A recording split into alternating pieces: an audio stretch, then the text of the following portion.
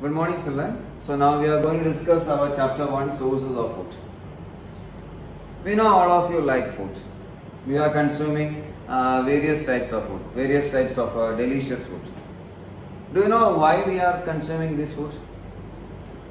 We know without food we can't stay one day. That means food is a must. We should take food. What is the need of consuming food? Let us understand this with the help of a simple thing. We can see that in the case of a car is running with the petrol. That means this petrol is the fuel in the case of a car engine. Suppose we are considering a situation in which this petrol in the car engine is run out. So we can see that this car stops working. Similarly, in the case of our body also, our body needs energy for performing various types of functions. That energy is provided by food only. From the food only, our body gets energy for performing various types of functions. And our food contains various types of chemical substances. That chemical substances which are present in our body are commonly known as nutrients. So, our body needs various types of nutrients, we can say. That means, you see that the chemical substances in food that your body needs are called nutrients. When we are consuming our food, that food item contains various types of substances, chemical substances. That chemical substances which are present in our body are commonly known as nutrients. Now, let us see what are the major functions of the food. What are the various functions of this food? First function we can say that it provides energy for various activities of the body. We know that we are performing various types of activities. That various types of activities are provided with the help of what is that energy only. So that energy is provided from where? Food only. So food is providing energy for performing various types of activities. Then when we are concerned in the case of another function, the second major function of the food is it helps the body to grow and replace worn out cells. We know that our parents will say always, you have to eat always, then only you will grow. So this is another major function. You can see that it helps the body to grow and replace the worn out cells. Suppose worn out cell means what is that? Suppose you fall down somewhere and you are getting a wound or something, small wound. So we know that after 1 week it is again getting back to the old stage. So these things are performed with the help of what is that?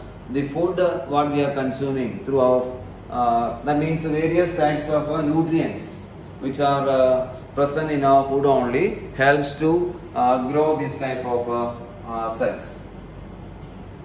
Then another function is we can see that it protects the body from various diseases and keep it fit, our body fit and healthy.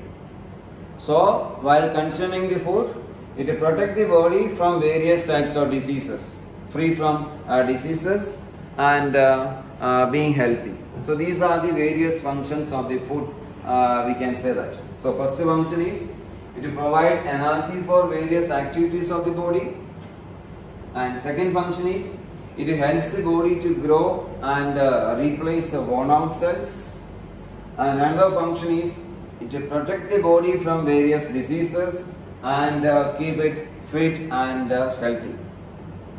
So these are the major functions of the food.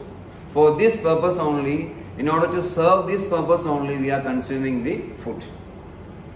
Now, when we are considering the case of food, we know food contains various type of ingredients. That means various types of substances present in our food.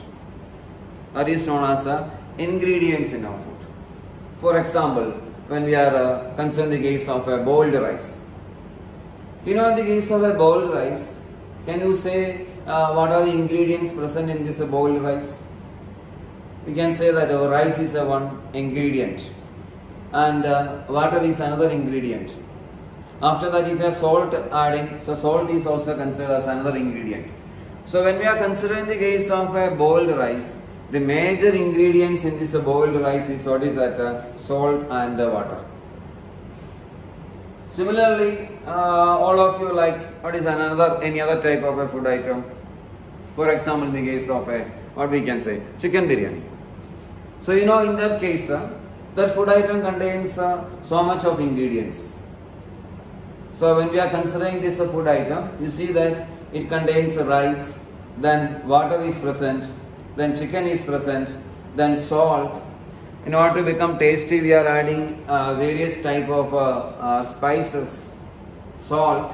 All these are present in this food item. So these are the major ingredients in this chicken biryani, we can say that. So salt is there, and water is there, rice, then what is that spices, then chicken. All these are the various types of ingredients present in this food. We can observe that when we are considering all these types of ingredients, there is some similarity we can see that in this type of ingredients. We can observe that all these ingredients we are obtaining from either plant or animals only. So most of the ingredients we are obtaining from the plant and animals.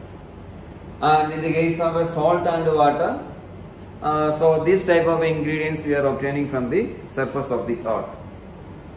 So this is the way we can understand some of the major functions of this food, and the chemical substances in the food that we call it as nutrients, which deserve our body for our growth. Okay, thank you.